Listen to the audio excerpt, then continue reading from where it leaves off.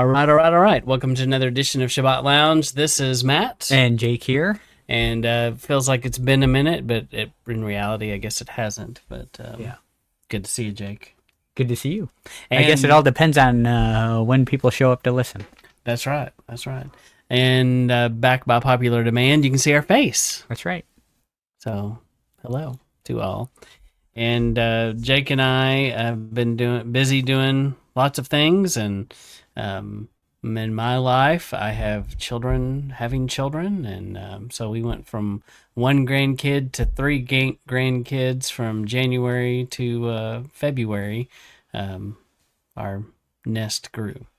Yeah, that's big news, big excitement. Yep, and then and if you hear the wind, if you hear noise in the background, we have this crazy wind happening tonight. So we got a 50, 60 mile an hour wind blowing. That's right.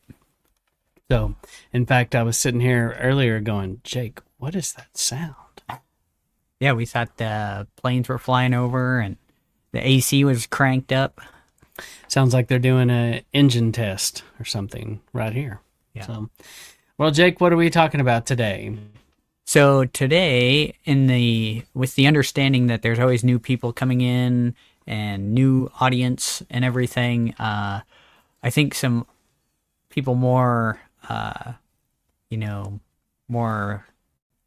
with more time into this have probably studied this out a little bit. So, but we're gonna look at Romans 14 because I don't think you can look at the basics too often. Romans isn't really a basic book, but the theory behind what's going on here is going to be pretty basic, and should be generally one of the first arguments you hear when you come to Torah is going to bring you to this section. So if you haven't seen this issue come up before, now's your chance to kind of hear some back and forth about thought processes as pertains to Romans 14 and how a lot of people will drive you to this to say, well, no, the law is done away with, and Romans 14 shows it. So we'll kind of go through this a little bit. Okay. So you want me to read? Sure. So Romans 14:1, and we're reading from the King James, says, Him that is weak in faith receive ye, but not doubtful disputation. For one believeth that he may eat all things, another who is weak eateth herbs. Let not him that eateth despise him that eateth not, and let not him which eateth not judge him that eateth. For Yahweh hath received him. Who art thou that judges another man's servant? To his own master he standeth or falleth, yea, he shall be holden up, for Yahweh is able to make him stand. One man esteemeth one day above another, another esteemeth every day alike. Let every man may be fully persuaded in his own mind.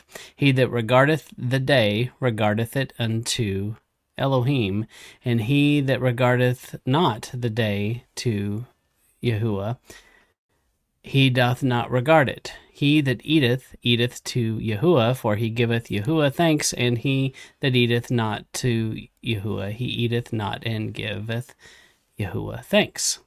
For none of us live to himself, and no man dieth to himself. For whether we live, we live unto Yahweh. For whether we die into Yahweh. Whether we live, therefore, or die, we are Yahweh's. Okay, that's probably good. I mean, that's the section that people will bring up. So right off the bat, I think the first thing that kind of jumps out is verse 5. One man esteems one day above another, another esteems every day alike. So, Matt, have you heard someone pull out this verse and argue one way or another for probably against why we would need to keep Torah? Yeah, they would say that we would be the weaker brother if we feel like we have to keep the seventh-day Sabbath or a feast day. Right, because there's one Sabbath, one day that you're esteeming as a Sabbath, right? Mm-hmm. And what if I esteem another day as a Sabbath? And they're saying, well, as long as you're persuaded, it's fine. So that's how that verse will be used. But if we look at, let's just count go back to the first verse, and we'll count how many times they're talking about eating here. So him that's weak in the faith, there's 1. 2. What do you mean weak? Okay, eat in verse 2. No, I was just Oh, looking okay, through. yeah, eat. In So verse 2. So it's twice in verse 2, and then there again in.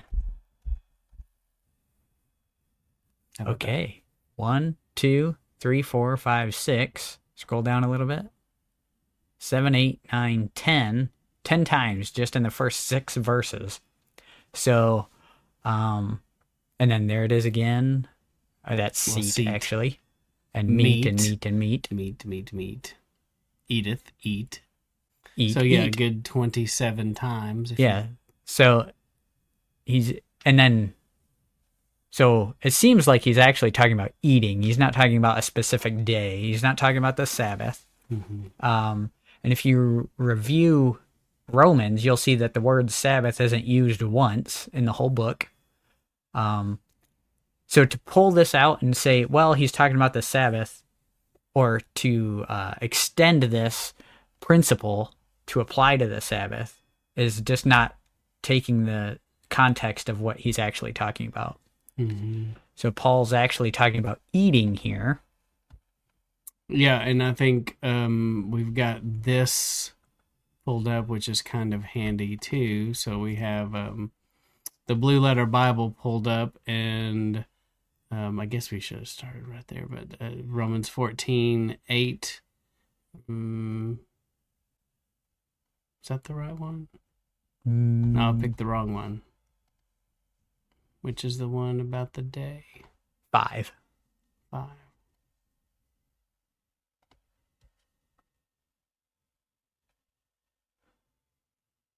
Yep. So he esteems one day, Hemera.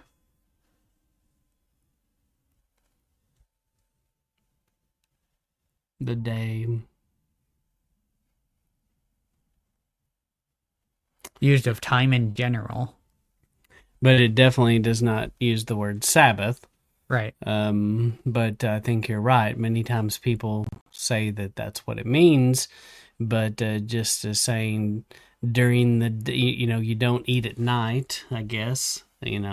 Most people, when you're asleep, I don't recommend that. You might asphyxiate, or you might aspirate food in your lungs, and that's bad.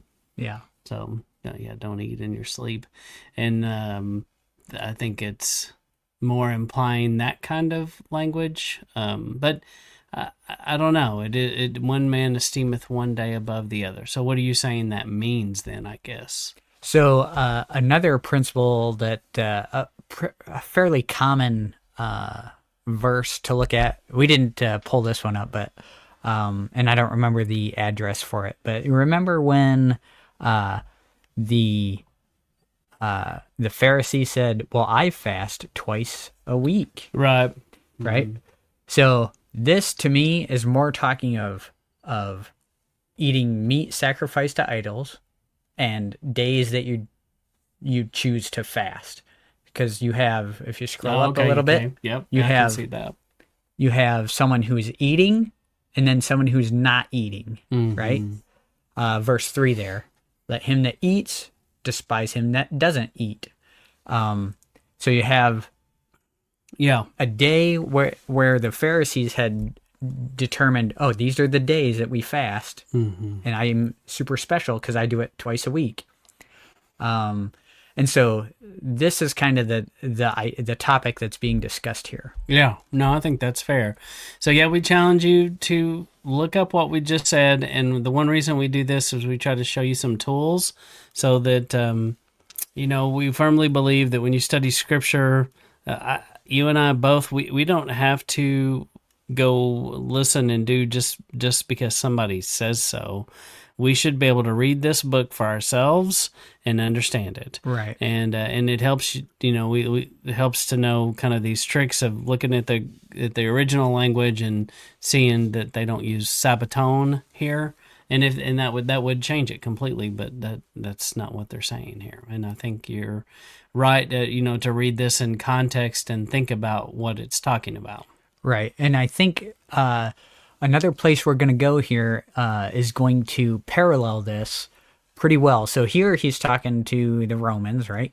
And now if we go to 1 Corinthians 8, we're going to see that he's talking to a different group of people, but he's giving basically the same message. And in some places, he'll even use the same verbiage. So, and that's 1 Corinthians 8. Well, if we need to, we'll pull it up in the blue letter, but there it is. Okay. Let me switch here. Okay. All right. So 1 Corinthians 8 says, "Now as touching things offered unto idols, we know that we all have knowledge. Knowledge puffs up, but charity edifies. And if any man thinks that he knows anything, he knows nothing, yet as he ought to know. But if any man loves Elohim, the same is known of him. As concerning therefore the eating of those things that are offered and sacrificed to idols, we know that an idol is nothing in the world, and that there is none other Elohim but one. For though there be that are called gods, whether in heaven or in earth, as there be gods many and lords many, but to us there is but one Elohim, the Father, of whom are all things, and we in him, and one Master, Yeshua Messiah, by whom all things, and we by him. Howbeit there is not in every man that knowledge, for some with conscience of the idol unto this hour eat it as a thing offered unto an idol, and their conscience being weak is defiled. But meat commendeth us not to Elohim, for neither if we eat are we the better, neither if we eat not are we the worse. But take heed lest by any means this liberty of yours become a stumbling block to them that are weak. For if any man see you, which has knowledge, sit at meat in the idol's temple, shall not the conscience of him which is weak be emboldened to eat those things which are offered to idols? And through thy knowledge shall the weak brother perish for whom Messiah died. But when you sin so against the brother and wound their weak conscience, you sin against Messiah. Wherefore, if meat makes my brother to offend, I will eat no flesh while the world stands, lest I make my brother to offend." So there's so much in here, but if you look down, scroll down to, keep going a little bit. Oh, verse 8, I think, is same exact verbiage. Remember, meat here is just food. It's not necessarily speaking of specific meat. But food commends us not to Elohim, for if we eat, we are neither better, or if we don't eat, we're neither worse, right?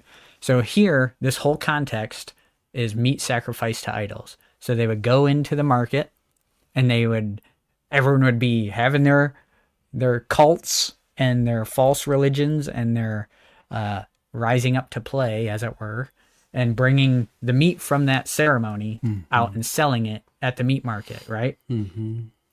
And so here he's saying, we know that the idol isn't really a thing. We all know that it's just someone making something up in place of Yahweh. And so you know it's not a thing, and I know it's not a thing. That guy over there, he doesn't know it's not a thing. So when I go to the market and I get meat that has been sacrificed to an idol, and I eat it, and he sees me eat it, he's going to associate that with me praising this idol as a thing. Mm-hmm. Now, there is a command not to eat meat sacrificed to idols. But this is working on a case, you'll see also in that same area where it talks about not eating meat sacrificed to idols, you'll see it talk about if you know that it's sacrificed to idols, don't eat it. Refuse it if someone offers it to you.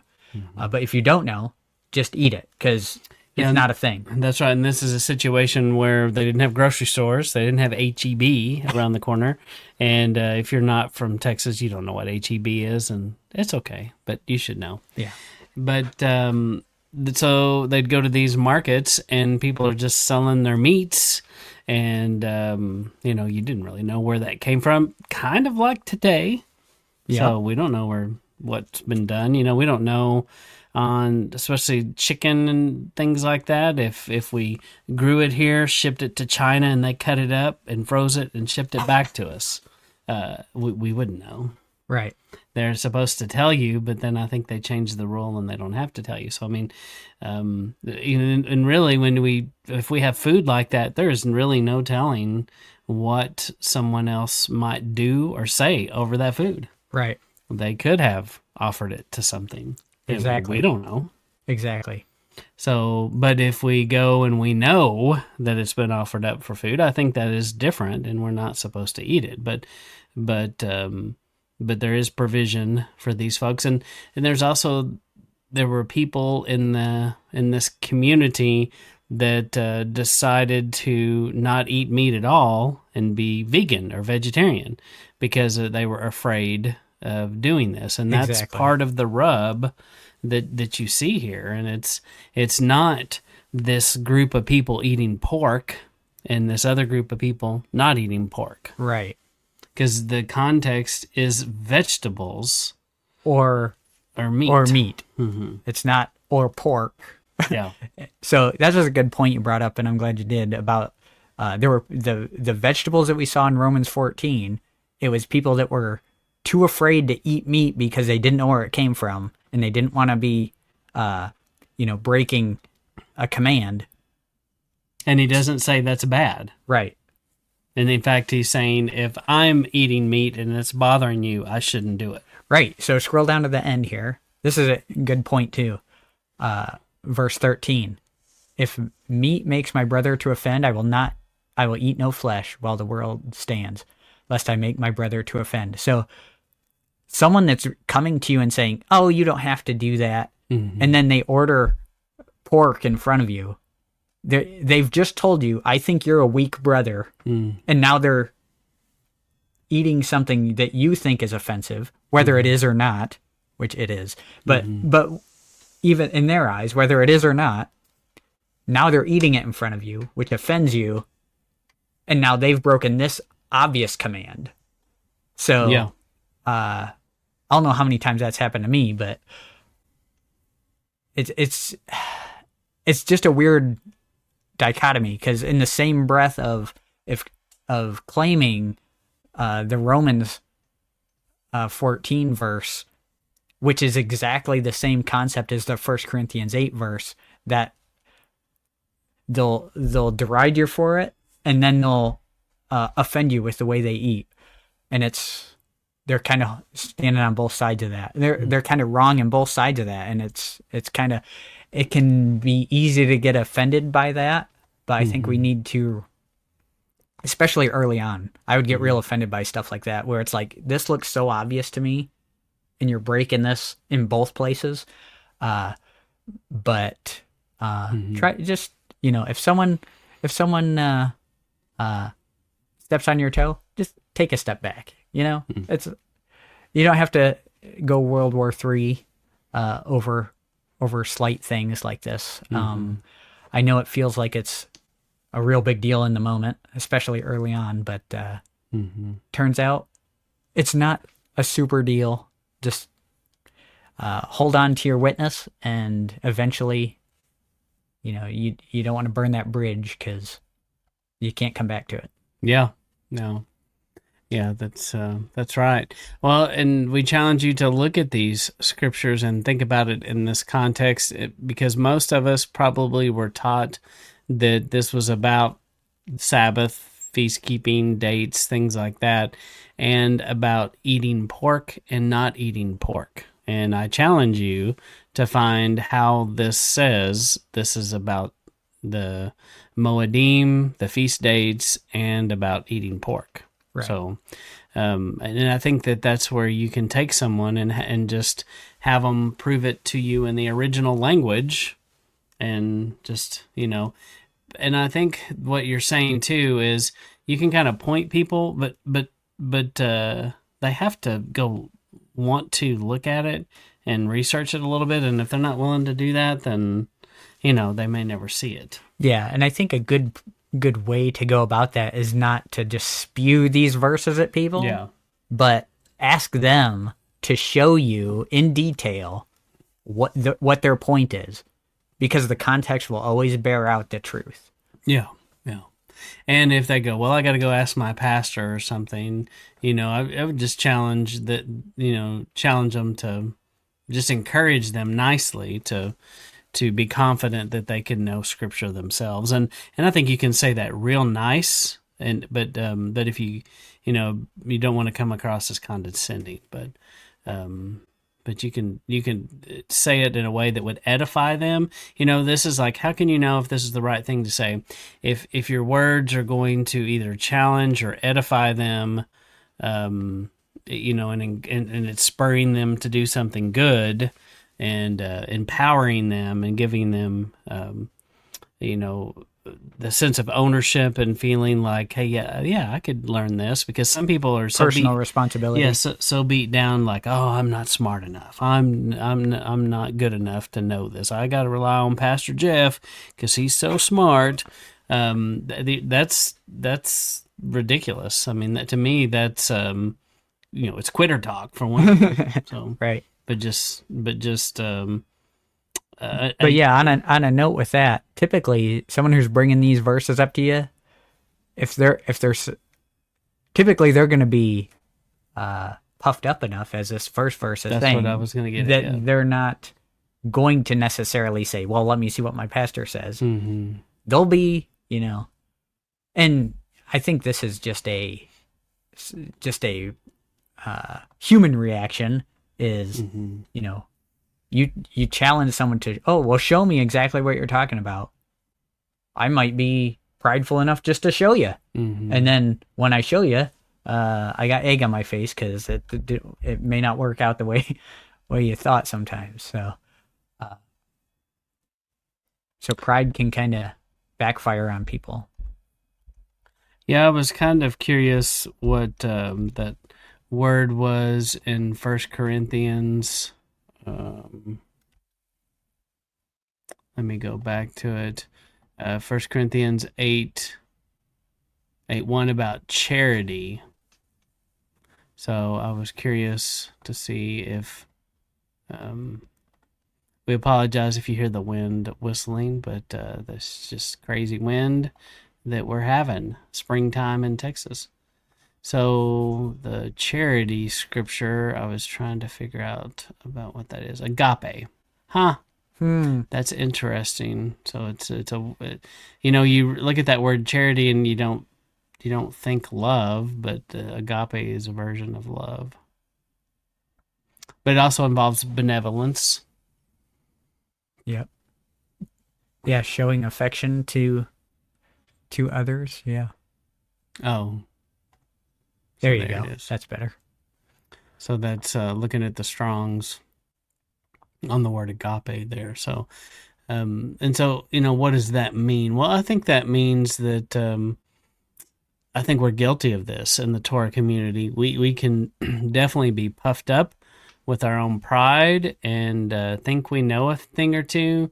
And he's basically, to me, I read this, that, going out and doing good works for other people kind of help you, it benefits you and kind of helps keep this knowledge in check. Right. Because you can know all this stuff, but if you walk by the guy on the side of the road that needs help, what good is it doing you?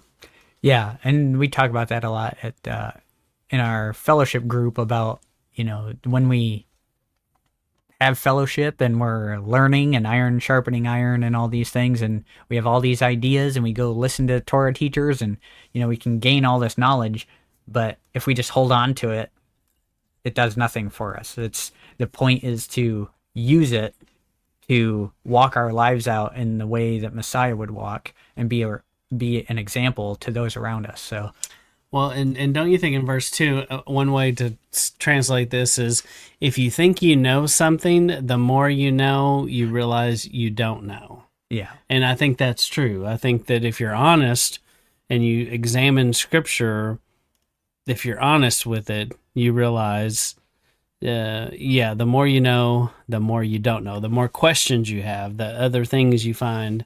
I think that's a dangerous thing to feel like you have it all figured out. Yeah, I think that's why in the Torah community you have that. You can tell like a new Torah convert, basically, generally, because they do the Torah terrorist thing. Mm-hmm. And that's that, I can tell you don't have enough questions yet. You've kind of thought you've learned a bunch, but you haven't fallen into the, realizing you really don't know a lot. And I know that's kind of how it happened for me anyway. Yeah. All right. What other thoughts you have here, Jake? That's about it. I mean, if we can go back to Romans 14, just to kind of put a bow on it. Yeah. So people bring this up to but let's see. Him that is weak in the faith receive you, but not to doubtful disputations. So one of the things that I bring up whenever I hear this, because people say, well, see, we're just not supposed to even argue about these things. It's like, well, hang on. The Torah, I don't doubt that that's perfect and righteous, because the Bible said it earlier. You know what I mean? It's not a doubtful thing. Mm. This is a meat sacrifice to idols. This is a fasting. So it's not even, when to fast. It never specifically says when to fast. No, it doesn't. So that would be a doubtful thing that people are arguing about. Mm-hmm. What it does say is when Yeshua talks about, he says, don't look, like a gift horse in the mouth. Yeah, down in the mouth when you're fasting and look bad and sad, right. Like the hypocrites do to get attention. Right. You just live your life, and it shouldn't be obvious necessarily. Right. So if Messiah came up and was like, well, are you not sure? Like if this was actually about eating pork or not eating pork, where's the doubtfulness in Scripture about that? Mm. Scripture is clear. Remember, they didn't have the New Testament here. They're looking at Old Testament Scripture, and they're going to say, well, no, he clearly says, don't eat the pigs. Yeah. That's not a doubtful situation. Yeah, it wasn't even in question, and I think people forget that, because we put our lens on it, and they didn't have that lens yet. Yeah. So, that's good. Okay. So just read through this yourself and get the context of it, and you'll understand more what is actually being said here. And you'll never go wrong if someone brings up a sticky wicket, as it were, to fall back to what's the context of what you're talking about. Yeah. And don't be afraid to put it on them. You explain your thought process. Because it doesn't make sense to me. And then people tend to get scared when they have to do the talking. Yeah. When you start questioning the things they're saying, instead of responding to it, you question what they're saying, and people kind of shy away from that. Mm-hmm. Yeah, no, it's good. All right, well, Jake, you got anything else? No, not for now, I guess. Well, we appreciate that you are here, and we do want to take a minute to remind you that we have a website. And so if you just go type in sabbathlounge.com, if you're here, you probably already knew this. But if you're new to this, we do have a website with different teachings, all kinds of things. And if you can find out ways to contact us, where you can find us. And we do have a book that we've been working on, and it's not ready, it's not out, but it's dust from the floor. And Jake, can you tell them about that? Yeah, so this is going to be a pretty interesting book, I think, once it's finished. We still have a lot of work to do on it, but it's regarding the bride and the way that, so the dust from the floor is speaking of the cup of bitter waters. And if you've listened to us for any amount of time, you know we're big on that, and how that relates to our relationship with Messiah, and how the reason that Messiah had to die on the cross. And so that's kind of what this story is going to be about, is kind of our thoughts on that topic. And so the bride and the groom and coming together and how that all works. Yeah. So we're hoping to release it to the public in January, February, sometime in the first of next year, 2026. So about a year out. And anyway, we do have a sign-up sheet in there if you want to get on a list, and we'll send you updates. We also will be looking for people who may want an early version of it that would do a review or social media share. So let us know if you'd be interested in doing that for us, and that's how you could do it right there. So anything else, Jake? No, I think that's it. As always, we appreciate if you like, share, subscribe. Oh, I don't know what happened there. Tell others about what we're doing and what's about Sabbath Lounge. And we lost our camera there for a second. So, but anyway, we appreciate you being here. This is Matt And Jake. signing out.